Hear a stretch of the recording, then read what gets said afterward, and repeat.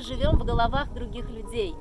Нас так заботит то, что о нас думают другие. Основываем свои чувства на мнении других людей, мы позволяем управлять им, с нашей жизнью. Мы все равно будем совершать ошибки. Это данность. И единственное, что мы можем извлечь из этих ошибок, это опыт. А значит, я буду сидеть здесь, загорать и записывать для вас новое видео. Такая красота.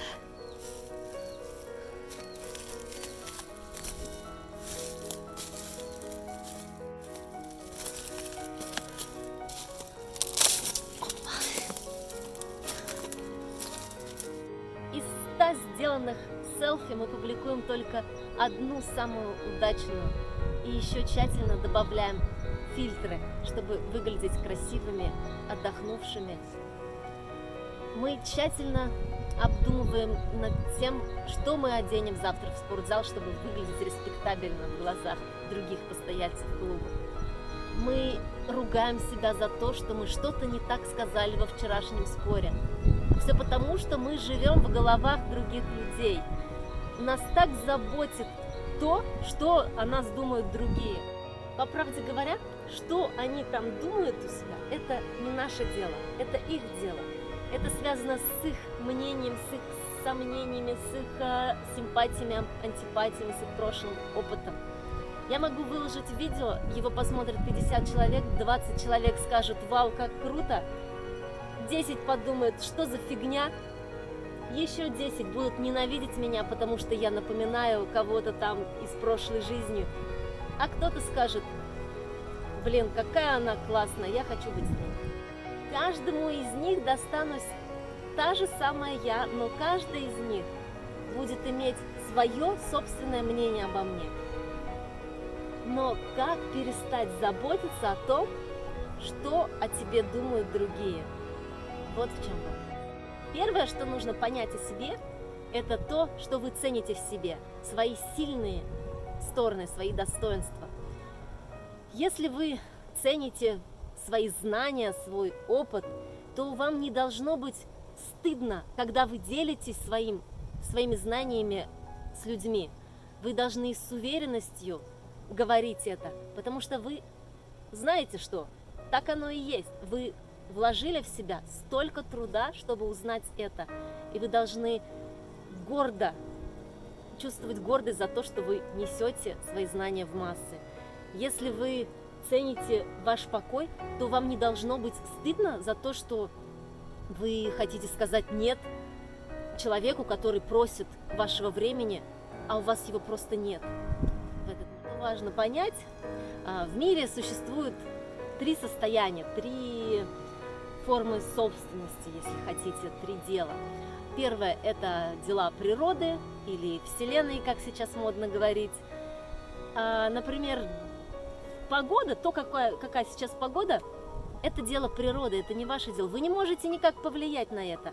Если на улице идет дождь, максимум, что вы можете сделать, это взять зонтик, чтобы комфортно дойти из точки А в точку Б. То, кому родиться, а кому умереть, это дело природы, это не ваше дело. Какие гены вам дали, это дело природы. Второе дело – это дело чужое. То, чем там они занимаются, это не ваше дело, это чужое дело. То, что подумала о вас девушка в красивом модном костюме в вашем спортзале, это ее дело, это не ваше дело. То, во сколько пришел ваш коллега на работу, это его дело.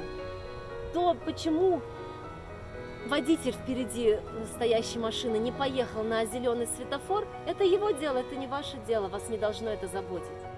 И третье дело – это ваше дело. То, что вас беспокоит о том, что думает о вас эта девушка в новом костюме, это ваше дело. То, что вы сердитесь о том, что ваш коллега снова опаздывает, это ваше дело. То, что вы рассердились на того человека, который вовремя не нажал на газ, и вам пришлось ждать следующего светофора, это ваше дело. Помните, что вам нужно заниматься вашим делом. То, что они думают, это их дело. То, что вы думаете, то, что у вас в голове, это ваше дело. Занимайтесь своим делом. Умейте контролировать свои чувства.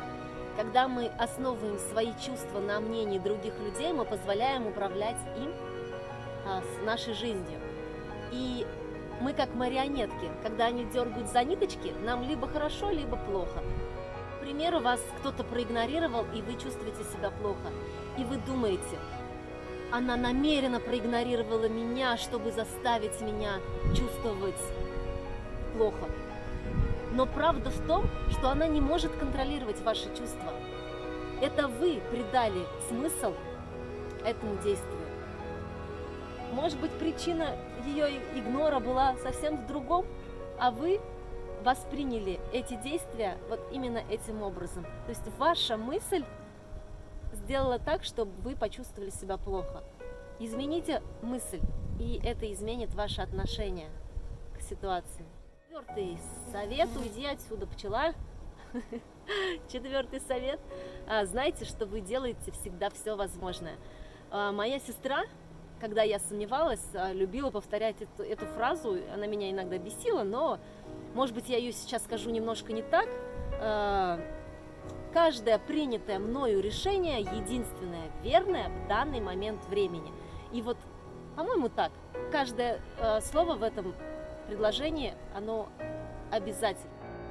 Любое намерение, оно положительное. Мы не делаем что-то, чтобы сделать плохо. Мы делаем, чтобы сделать хорошо. Может быть, для себя, но для кого-то это решение может быть плохо, но мы не задумываемся об этом в конкретный момент. Помните о том, что все намерения изначально положительные. И если вы что-то сделали не так, то это не потому, что вы хотели сделать что-то не так. И это подводит меня к следующему совету. И последнее, что нужно усвоить, это то, что мы все совершаем ошибки. Неважно, если мы живем в своих ценностях, занимаемся своим делом, делаем все возможное, мы все равно будем совершать ошибки. Это данность. И единственное, что мы можем извлечь из этих ошибок, это опыт. Это учиться на ошибках и не совершать в дальнейшем похожее. В общем, вот такой вот на сегодня урок. Перестаньте думать за других, перестаньте думать о том, что думают о вас другие, и ваша жизнь изменится к лучшему. Кто здесь?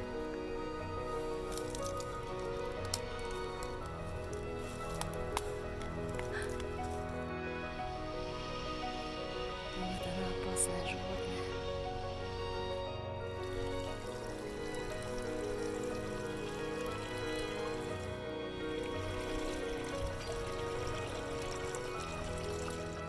Пришла в чей-то огород.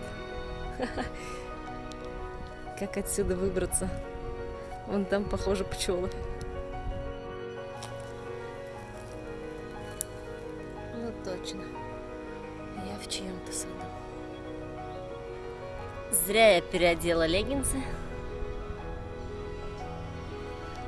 Но я выбралась из леса.